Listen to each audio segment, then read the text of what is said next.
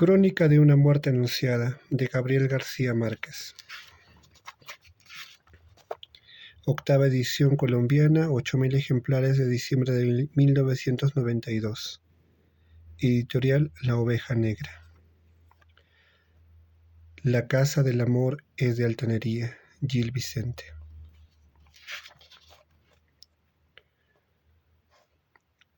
El día que lo iban a matar, Santiago Nazar se levantó a las 5:30 de la mañana para esperar el buque en que llegaba el obispo.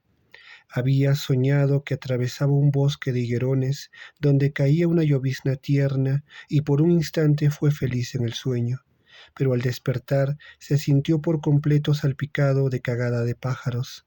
Siempre soñaba con árboles, me dijo Plácida Linero, su madre, evocando 27 años después los pormenores de aquel lunes ingrato. La semana anterior había soñado que iba solo en un avión de papel de estaño y que volaba sin tropezar por entre los almendros, me dijo. Tenía una reputación muy bien ganada de intérprete certera de los sueños ajenos, siempre que se los contaran en ayunas, pero no había advertido ningún augurio aciago en esos dos sueños de su hijo, ni en los otros sueños con árboles que él le había contado en las mañanas que precedieron a su muerte. Tampoco Santiago Nazar reconoció el presagio. Había dormido poco y mal, sin quitarse la ropa, y despertó con dolor de cabeza, con un sedimento de estribo de cobre en el paladar, y los interpretó como los estragos naturales de la parranda de bodas que se había prolongado hasta después de la medianoche. Las muchas personas que encontró desde que salió de su casa a las 6:05 hasta que fue destazado como un cerdo una hora después, lo recordaban un poco somnoliento, pero de buen humor, y a todas les comentó de modo muy casual que era un día muy hermoso. Nadie estaba seguro si se refería al estado del tiempo. Muchos coincidían en el recuerdo de que era una mañana radiante, con una brisa de mar que llegaba a través de los plantales, como era de pensar que lo fuera un buen febrero de aquella época, pero la mayoría estaba de acuerdo en que era un tiempo fúnebre, con un cielo turbio y bajo, y con un denso olor a aguas dormidas, y que en el instante de la desgracia estaba cayendo una llovizna menuda, como la que había visto Santiago Nazar en el bosque del sueño. Yo estaba reponiéndome de la parranda de la boda en el regazo apostólico de María Alejandrina Cervantes, y apenas si desperté con el alboroto de las campanas tocando a rebato, porque pensé que las había soltado en honor del obispo. Santiago Nazar se puso un pantalón y una camisa de lino blanco, ambas piezas sin almidón, iguales a las que se había puesto el día anterior para ir a la boda. Era un atuendo de ocasión.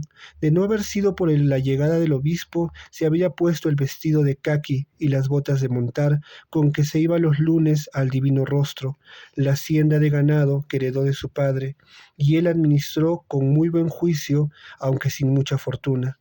En el monte llevaba al cinto una 357 Magnum, cuyas balas blindadas, según él decía, podían partir un caballo por la cintura. En la época de perdices llevaba también sus aperos de cetrería.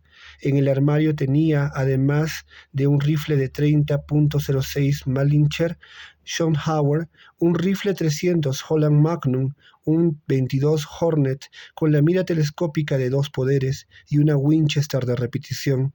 Siempre dormía como durmió su padre, con el arma escondida dentro de la funda de la almohada. Pero antes de abandonar la casa aquel día sacó los proyectiles y la puso en la gaveta de la mesa de noche. Nunca la dejaba cargada, me dijo su madre. Yo lo sabía, y sabía además que guardaba las armas en un lugar y escondía la munición en otro lugar muy apartado, de modo que nadie se diera ni por casualidad a la tentación de cargarlas dentro de la casa. Era una costumbre sabia impuesta por su padre.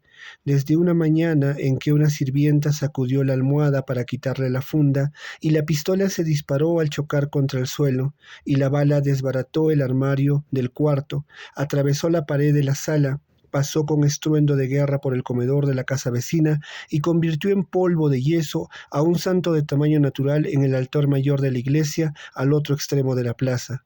Santiago Nazar que entonces era muy niño, no olvidó nunca la lección de aquel percance. La última imagen que su madre tenía de él era la de un paso fugaz por el dormitorio.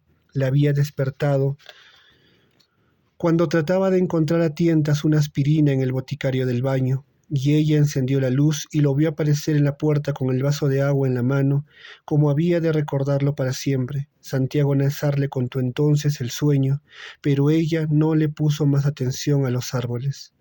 Todos los sueños con pájaros son de buena salud, dijo. Lo vio desde la misma hamaca, en la misma posición en que la encontré postrada por las últimas luces de la vejez, cuando volví a este pueblo olvidado, tratando de recomponer con astillas dispersas el espejo roto de la memoria.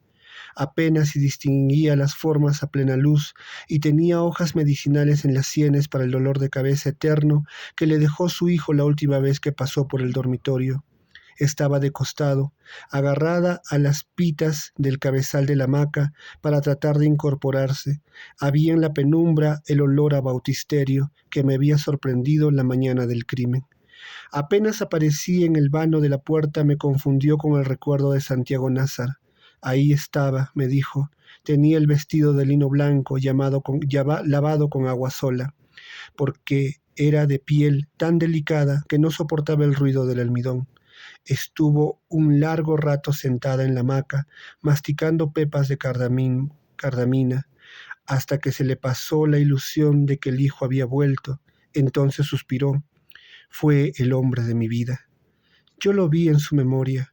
Había cumplido 21 años la última semana de enero, y era esbelto y pálido. Tenía los párpados árabes y los cabellos rizados de su padre.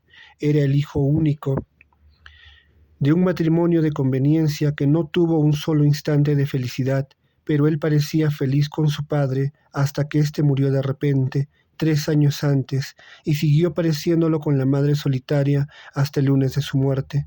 De ella heredó el instinto, de su padre aprendió desde muy niño el dominio de las armas de fuego, el amor por los caballos y la maestranza de las aves de presa altas, pero de él aprendió también las buenas artes del valor y la prudencia. Hablaba en árabe entre ellos, pero no delante de Plácida Linero, para que no se sintiera excluida. Nunca les vio armados en el pueblo, y la única vez que trajeron sus halcones amaestrados fue para hacer una demostración de altanería en un bazar de caridad. La muerte de su padre lo había forzado a abandonar los estudios al término de la escuela secundaria para hacerse cargo de la hacienda familiar por sus méritos propios. Santiago Nazar era alegre y pacífico, de corazón fácil. El día que lo iban a matar, su madre creyó que él se había equivocado de fecha cuando lo vio vestido de blanco. Le recordé que era lunes, me dijo, pero él le explicó que había vestido de pontificial porque si tenía ocasión de besarle el anillo al obispo. Ella no dio ninguna muestra de interés. Ni siquiera se bajará del buque, le dijo. Echará una bendición de compromiso, como siempre, y se irá por donde vino. Odia este pueblo.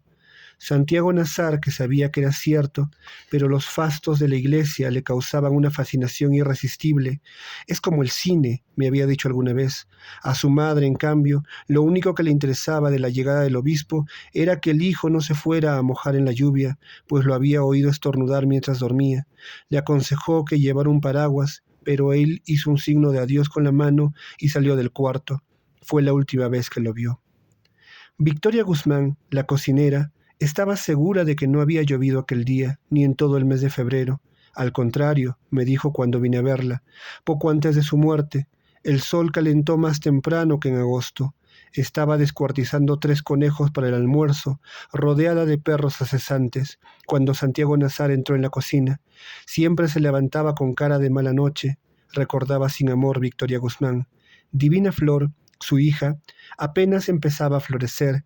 Le sirvió a Santiago Nazar un tazón de café cerrero con un chorro de alcohol de caña, como todos los lunes, para ayudarlo a sobrellevar la carga de la noche anterior. La cocina, enorme, con el cuchicheo de la lumbre y las gallinas dormidas en las perchas, tenía una respiración sigilosa. Santiago Nazar masticó otra aspirina y se sentó a beber a sorbos lentos el tazón de café, pensando despacio, sin apartar la vista de las dos mujeres que destripaban conejos en la hornilla.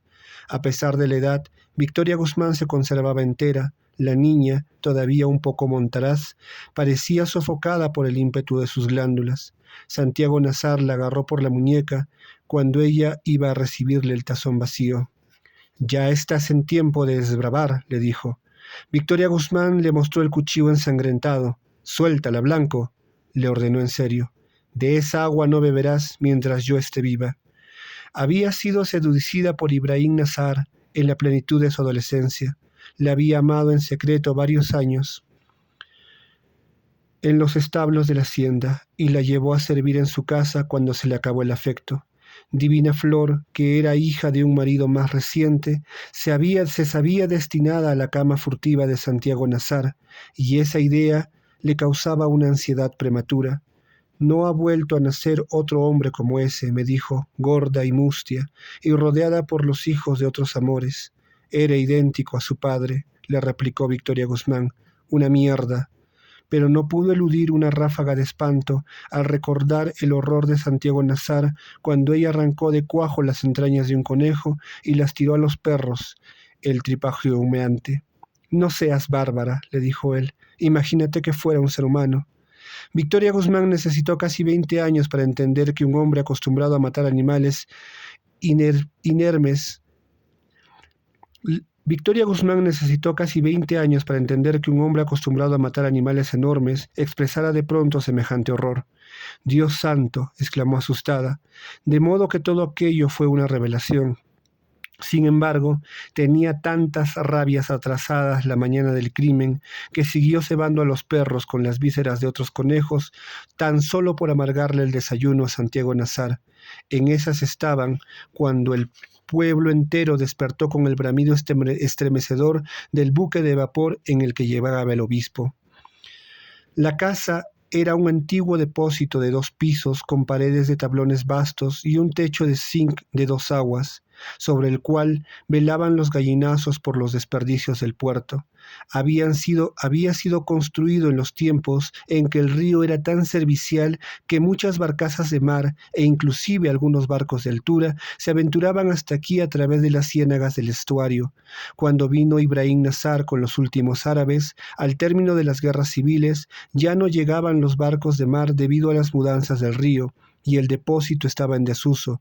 Ibrahim Nazar lo compró a cualquier precio para poner una tienda de importación que nunca puso, y solo cuando se iba a casar lo convirtió en una casa para vivir. En la planta baja abrió un salón que servía para todo, y construyó en el fondo una caballeriza para 4 animales, los cuartos de servicio y una cocina de hacienda con ventanas hacia el puerto, por donde entraba a toda hora la pestilencia de las aguas. Lo único que dejó intacto en el salón fue la escalera en espiral rescatada de algún naufragio.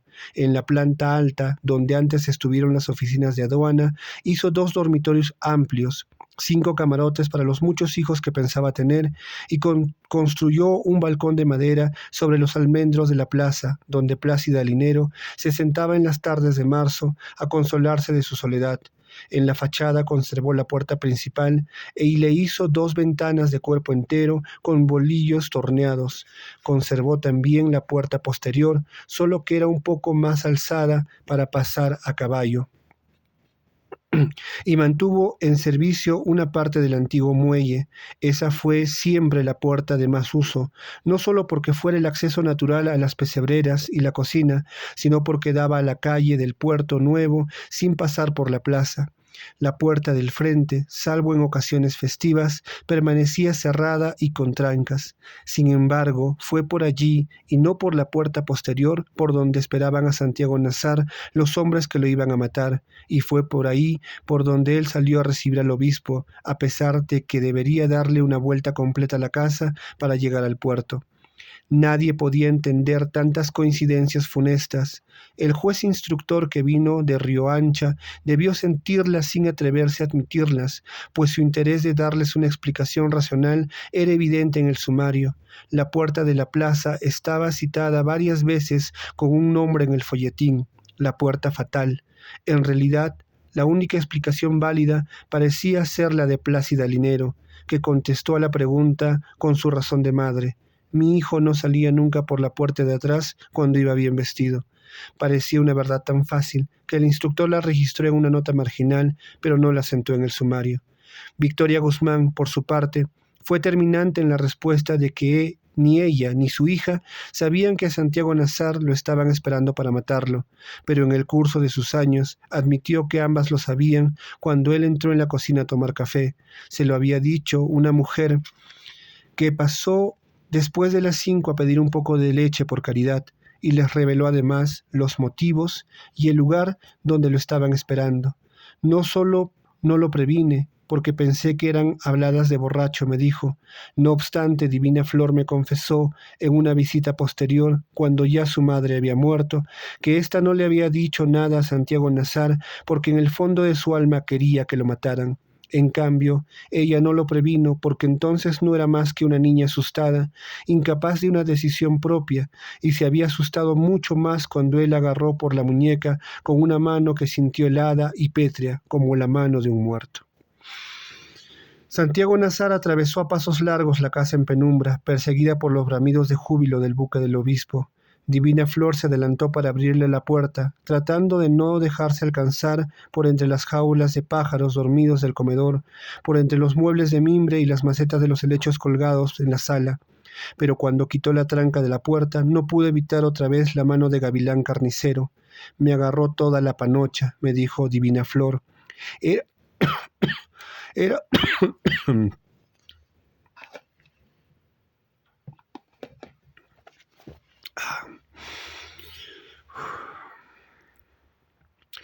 Era lo que hacía siempre. Era lo que hacía siempre cuando me encontraba sola por los rincones de la casa, pero aquel día no sentí el susto de siempre, sino unas ganas horribles de llorar. Se apartó para dejarlo salir, y a través de la puerta entreabierta vio los almendros de la plaza, nevados por el resplandor del amanecer, pero no tuvo valor para ver nada más. Entonces se acabó el pito del buque y empezaron a cantar los gallos. Me dijo, era un alboroto tan grande que no podía creerse que hubiera tantos gallos en el pueblo, y pensé que venían en el buque del obispo. Lo único que ella pudo hacer por el hombre que nunca había de ser suyo fue dejar la puerta sin tranca contra las órdenes de Plácida Linero para que él pudiera entrar otra vez en caso de urgencia. Alguien que nunca fue identificado había metido por debajo de la puerta un papel dentro de un sobre en el cual avisaba a Santiago Nazar que lo estaban esperando para matarlo, y le revelaba además el lugar y los motivos y otros detalles muy precisos de la intriga. El mensaje estaba en el suelo cuando Santiago Nazar salió de su casa, pero él no lo vio, ni lo vio Divina Flor, ni lo vio nadie hasta mucho después de que el crimen fue consumado. Habían dado las 6 y aún seguían encendidas las luces públicas. En las ramas de los almendros y en algunos balcones estaban todavía las guirnaldas de colores de la boda, y hubiera podido pensarse que acababan de colgarlas en honor al obispo, pero la plaza cubierta de baldosas hasta el atrio de la iglesia, donde estaba el tablado y de los músicos, aparecían un muladar de botellas vacías y toda clase de desperdicios de la parranda pública. Cuando Santiago Nazar salió de su casa, varias personas corrían hacia el puerto, apremiadas por los bramidos del buque. El único lugar abierto en la plaza era una tienda de leche a un costado de la iglesia, donde estaban los 2 hombres que esperaban a Santiago Nazar para matarlo. Clotilde Armenta, la dueña del negocio, fue la primera que lo vio en el resplandor del alba, y tuvo la impresión que estaba vestido de aluminio. Ya parecía un fantasma, me dijo. Los hombres que lo iban a matar habían dormido en los asientos, apretando en el regazo los cuchillos envueltos en periódicos, y Clotilde Armenta reprimió el aliento para no despertarlos. Eran gemelos, Pedro y Pablo Vicario. Tenían 24 años y se parecían tanto que costaba trabajo distinguirlos. Eran de catadura espesa, pero de buena índole, decía el sumario. Yo, que los conocía desde la escuela primaria, hubiera escrito lo mismo. Esa mañana llevaban todavía los vestidos de paño oscuro de la boda, demasiado gruesos y formales para el Caribe. Tenían el aspecto devastado por tantas horas de mala vida, pero habían cumplido con el deber de afeitarse, aunque no habían dejado de beber desde la víspera de la parranda. Ya no estaban borrachos al cabo de 3 días, sino que parecían sonámbulos desvelados. Se habían dormido con las primeras auras del amanecer, después de casi 3 horas de espera en la tienda de Clotilde Armenta, y aquel era su primer sueño desde el sábado. Apenas se había despertado con el primer bramido del buque, pero el instinto los despertó por completo cuando Santiago Nazar salió de su casa. Ambos agarraron entonces el rollo de periódicos y Pedro Vicario empezó a levantarse. «Por el amor de Dios», murmuró Clotilde Armenta, «déjenlo para después, aunque sea por respeto al señor obispo». «Fue un soplo del Espíritu Santo», repetía ella a menudo. En efecto, había sido una ocurrencia providencial, pero de una virtud momentánea. Al oírla, los gemelos Vicario reflexionaron, y el que se había levantado volvió a sentarse. Ambos siguieron con la mirada a Santiago Nazar cuando empezó a cruzar la plaza. Lo miraban más bien con lástima, decía Clotilde Armenta. Las niñas de la escuela de monjas atravesaron la plaza en ese momento, trotando en desorden con sus uniformes de huérfanas. Plácida Linero tuvo razón. El obispo no se bajó del buque. Había mucha gente en el puerto, además de las autoridades y los niños de las escuelas, y por todas partes se veían los guacales de gallos bien cebados que le llevaban de regalo al obispo, porque la sopa de crestas era su plato predilecto. En el muelle de carga había tanta leña arrumada que el buque habría necesitado por lo menos 2 horas para cargarla, pero no se detuvo. Apareció a la vuelta del río, rezongando como un dragón, y entonces la banda de músicos empezó a tocar el himno del obispo y los gallos se pusieron a cantar en los guacales, alborotando a los otros gallos del pueblo. Por aquella época, los legendarios buques de rueda alimentados con leña estaban a punto de acabarse, y los pocos que quedaban en servicio ya no tenían ni pianola ni camarotes para luna de miel, y apenas si lograban navegar contracorriente. Pero este era nuevo, y tenía 2 chimeneas en vez de una, con la bandera pintada como un brezal, y la rueda de tablones de la popa daba un ímpetu de barco de mar. En la baranda superior, junto al camarote del capitán, iba el obispo de sotana blanca con su séquito de españoles. Estaba haciendo un tiempo de Navidad, ha dicho mi hermana Margot. Lo que pasó, según ella, fue que el silbato del buque dio un chorro de vapor a presión a pesar frente al puerto y dejó ensopados a los que estaban más cerca de la orilla. Fue una ilusión fugaz. El obispo empezó a hacer la señal de la cruz en el aire frente a la muchedumbre del muelle, y después siguió haciéndola de memoria, sin malicia ni inspiración, hasta que el buque se perdió de vista. Solo quedó el alboroto de los gallos. Santiago Nazar tenía motivos para sentirse defraudado. Había contribuido con varias cargas de leña en las solicitudes públicas del padre Carmen Amador y, además, había escogido él mismo los gallos de crestas más apetitosas, pero fue una contrariedad momentánea. Mi hermana Margot, que estaba con él en el muelle, lo encontró de muy buen humor y con ánimos de seguir de fiesta, a pesar de que las aspirinas no le habían causado ningún alivio.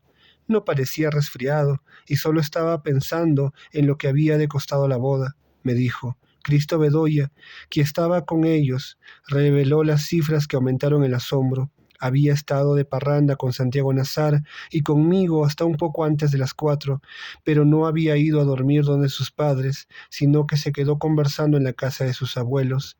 Allí obtuvo muchos datos que le faltaban para calcular los costos de la parranda. Contó que se había sacrificado 40 pavos, 11 cerdos para los invitados, 4 terneras para el novio, 4 terneras que el novio puso a asar para el pueblo en la plaza pública. Contó que se consumieron 205 cajas de alcoholes de contrabando y casi 2.000 botellas de ron de caña que fueron repartidas entre la muchedumbre. No hubo una sola persona, ni pobre ni rica, que no hubiera participado de algún modo en la parranda de mayor escándalo que se había visto jamás en el pueblo. Santiago Nazar soñó en voz alta. «Así será mi matrimonio», dijo. «No les alcanzará vida para contarlo». Mi hermana sintió pasar el ángel. Pensó una vez más en la buena suerte de Flora Miguel. que tenía tantas cosas en la vida y que iba a tener además a Santiago Nazar en la Navidad de ese año. Me di cuenta, de pronto, que no podía haber un partido mejor que él, me dijo. Imagínate, bello, formal, con una fortuna propia a los 21 años. Ella solía invitarlo a desayunar en nuestra casa cuando había carimañolas de yuca, y mi madre las estaba haciendo aquella mañana. Santiago Nazar aceptó entusiasmado. Me cambio de ropa y te alcanzo, dijo, y cayó en cuenta que había olvidado el reloj en la mesa de noche. ¿Qué hora es? Eran las 6:25. Santiago Nazar tomó el brazo de Cristo Bedoya y se lo llevó hacia la plaza. Dentro de un cuarto de hora estoy en tu casa, le dijo a mi hermana. Ella insistió en que fueran juntos de inmediato porque el desayuno estaba servido. Era una insistencia rara. Me dijo Cristo Bedoya, tanto que a veces he pensado que Margot ya sabía que lo iban a matar y quería esconderlo en su casa. Sin embargo, Santiago Nazar la convenció de que se adelantara mientras él se ponía la ropa de montar, pues tenía que estar temprano en el Divino Rostro para castrar terneros. Se despidió de ella con la misma señal de la mano que se había despedido de su madre, y se alejó hacia la plaza, llevando del brazo a Cristo Bedoya. Fue la última vez que lo vio. Muchos de los que estaban en el puerto sabían que a Santiago Nazar lo iban a matar. Don Lázaro Aponte, coronel de la Academia en uso de un buen retiro y alcalde municipal desde hace 11 años, le hizo un saludo con los dedos. Yo tenía mis razones muy reales para creer que ya no corría ningún peligro, me dijo. El padre Carmen Amador tampoco se preocupó. Cuando lo vi sano y salvo, pensé que todo había sido un infundio, me dijo. Nadie se preguntó siquiera si Santiago Nazar estaba prevenido, porque a todos les pareció imposible que no lo estuviera. En realidad, mi hermana Margot era una de las pocas personas que todavía ignoraba lo que lo iban a matar. De haberlo sabido, me lo hubiera llevado para la casa aunque fuera amarrado, declaró al instructor. Era tan extraño que no lo supiera, pero lo era mucho más que tampoco lo supiera mi madre, pues se enteraba de todo antes que nadie en la casa, a pesar de que hacía años que no salía a la calle, ni siquiera para ir a misa. Yo apreciaba esa virtud suya desde que empecé a levantarme temprano para ir a la escuela. La encontraba como era en aquellos tiempos, lívida y sigilosa, barriendo el patio con una escoba de ramas en el resplandor ceniciento del amanecer, y entre cada sorbo de café me iba contando lo que había ocurrido en el mundo mientras nosotros dormíamos. Parecía tener hilos de comunicación secreta con la otra gente del pueblo, sobre todo con las de su edad, y a veces nos sorprendía con noticias anticipadas que no hubiera podido conocer sino por artes de adivinación. Aquella mañana, sin embargo, no sintió el pálpito de la tragedia que se estaba gestando desde las 3 de la madrugada. Había terminado de barrer el patio, y cuando mi hermana Margot salía a recibir al obispo, la encontró moliendo yuca para las carimañolas. Se oían gallos, suele decir mi madre recordando aquel día, pero nunca relacionó el alboroto distante con la llegada del obispo, sino con los últimos rezagos de la boda. Nuestra casa estaba lejos de la plaza grande, en un bosque de mangos frente al río. Mi hermana Margot había ido hasta el puerto caminando por la orilla, y la gente estaba demasiado excitada con la visita del obispo para ocuparse de otras novedades. Habían puesto a los enfermos acostados en los portales para que recibieran la medicina de Dios, y las mujeres salían corriendo de los patios con pavos y lechones y con toda clase de cosas de comer, y desde la orilla opuesta llegaban canoas adornadas de flores, pero después de que el obispo pasó sin dejar huella en la tierra, la otra noticia reprimida alcanzó su tamaño de escándalo. Entonces fue cuando mi hermana Margot la conoció completa y de un modo brutal. Ángela Vicario, la hermosa muchacha que se había casado el día anterior, había sido devuelta a la casa de sus padres porque el esposo encontró que no era virgen. Sentí que era yo la que me iba a morir, dijo mi hermana, pero por más que volteaba el cuento al derecho y al revés, nadie podía explicarme cómo fue que el pobre Santiago Nazar terminó comprometido en semejante enredo. Lo único que sabían con seguridad era que los hermanos de Ángela Vicario lo estaban esperando para matarlo. Mi hermana volvió a casa mordiéndose por dentro para no llorar. Encontró a mi madre en el comedor con un traje dominical de flores azules que se había puesto por si el obispo pasaba a saludarle, y estando cantando el fado del amor invisible mientras arreglaba la mesa. Mi hermana notó que había puesto más que de costumbre. «Es para Santiago Nazar», le dijo mi madre. «Me dijeron que lo habías invitado a desayunar». «Quítalo», dijo mi hermana. Entonces le contó, pero fue como si ya lo supiera, me dijo. Fue lo mismo de siempre, que uno empieza a contar algo y antes que el cuento llegue a la mitad, ya ella sabe cómo termina. Aquella mala noticia era un nudo cifrado para mi madre. A Santiago Nazar le habían puesto el nombre por ella, y era además su madrina de bautismo, pero también tenía un parentesco de sangre con Pura Vicario, la madre de la novia de vuelta. Sin embargo, no había acabado de escuchar la noticia cuando ya se había puesto los zapatos de tacones y la mantilla de la iglesia, que solo usaba entonces para las visitas de pésame. Mi padre, que había oído todo desde la cama, apareció en pijama en el comedor y le preguntó alarmado para dónde iba. «A prevenir a mi compadre, Plácida», contestó. «No es justo que todo el mundo sepa que le van a matar al hijo y ella sea la única que no lo sabe». «Tenemos tantos vínculos con ella como con los vicarios», dijo mi padre. «Hay que estar siempre de parte del muerto», dijo ella. Mis hermanos menores empezaron a salir de los otros cuartos. Los más pequeños, tocados por el soplo de la tragedia, rompieron a llorar. Mi madre no les hizo caso, por una vez en su vida, ni le prestó atención a su esposo. «Espérate y me visto», le dijo él. Ella ya estaba en la calle. Mi hermano Jaime, que entonces no tenía más de 7 años, era el único que estaba vestido para la escuela. «Acompáñala tú», ordenó mi padre. Jaime corrió detrás de ella sin saber qué pasaba ni para dónde iban y se agarró de su mano. «Iba hablando sola», me dijo Jaime. «Hombres de mala ley», decía en voz muy baja. «Animales de mierda, que no son capaces de hacer nada que no sean desgracias». No se daba cuenta ni siquiera que llevaba al niño en la mano. Debieron pensar que debieron pensar que me había vuelto loca, me dijo. Lo único que recuerdo es que se oía a lo lejos un ruido de mucha gente, como si hubiera vuelto a empezar la fiesta de la boda, y que todo el mundo corría en dirección de la plaza. Apresuró el paso, con la determinación de que era capaz cuando estaba una vida de por medio, hasta que alguien que corría en sentido contrario se compadeció de su desvarío. «No se moleste, no se moleste, Luisa Santiago», le gritó al pasar. «Ya lo mataron».